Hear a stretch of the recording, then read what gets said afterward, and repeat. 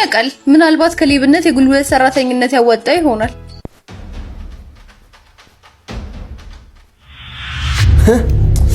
ሰዓትህን ተበልተሃል።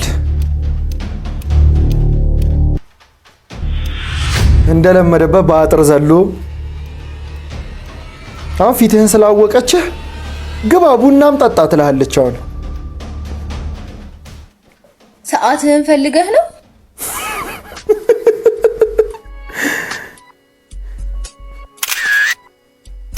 ቀረጸችው።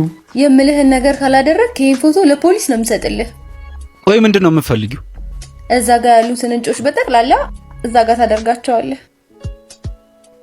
እኔ ሌባ እንጂ የጉልበት ሰራተኛ አይደለሁ። በቃ አትመናፈስ። ሌብነትን በጉልበት የሚሰራ ስራ ነው። ማነሽ? እናት አባቴ አክብር ያወጡልኝ የክብር ስም አለኝ። በስሜ ጥራኝ። ስምሽን አላውቀውማ። ጽዮን። ስምን መላክ ያወጣዋል አሉ። ምን አልክ? ጽዮን ሙሽራዬ። እሺ እንደፈለግሽ አደርግልሻለሁ። ከዚያ በኋላ ግን ምንም እንድታዥኝ አልፈልግም። የጉልበት ሰራተኛ አንድ ስራ ብቻ አይሰራም። በረንዳው ቆሽሿል፣ እሱንም ተወለውላለህ። ሰዓቷና ስልኳን አብረህ አሰርቃትም እንዴ? ቆይ ከዚያ ምን? ድምጽህ ጥሩ ይመስላል። ስለዚህ አንድ መጽሐፍ ታረክልኛለህ። ሌላ አጉል ነገር አደርጋለሁ ብትል ፎቶውን ሶሻል ሚዲያ ላይ ፖስቼ አጉል ነው ማደርግ።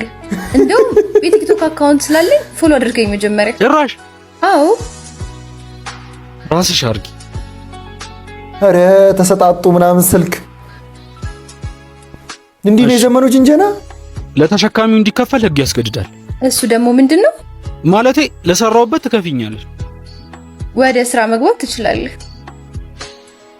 ወይኔ ሄኖክ ማማረር ያለብህ እድልህን ነው። እባክሽ ዝም በይ። ማን ያውቃል? ምናልባት ከሌብነት የጉልበት ሰራተኝነት ያወጣ ይሆናል።